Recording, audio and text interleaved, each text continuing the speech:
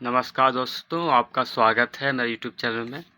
आज मैं आपको हिचकी रोकने के उपायों के बारे में बताऊंगा। तो पहला है, हिचकी आने पर यदि दोनों कानों में उंगलियां डाल ली जाए तो विशेष तंत्रिकाओं पर दबाव पड़ने से हिचकी आनी बंद हो जाएगी।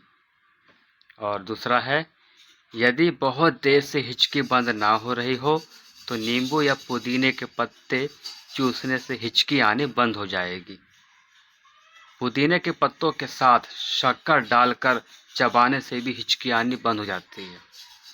और तीसरा है, 250 ग्राम पानी में 10 ग्राम राई उबालकर व छानकर गुनगुना होने पर इसका सेवन करने से हिचकी आनी बंद हो जाती है। और चौथा है, 2 रत्ती हींग मुनक्के में लपेट कर खाने से हिचकी आनी अवश्य ही बंद हो जाती है।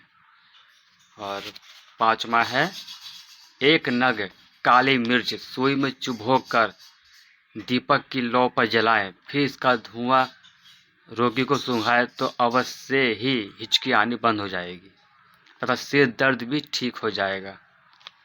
छठा है, 2 चम्मच शहद में दो चम्मच प्याज का रस मिलाकर चाटने से हिचकी और उल्टी आनी बंद हो जाती है। खाली शहद चाटने से भी हिचकी आनी बंद हो जाती है।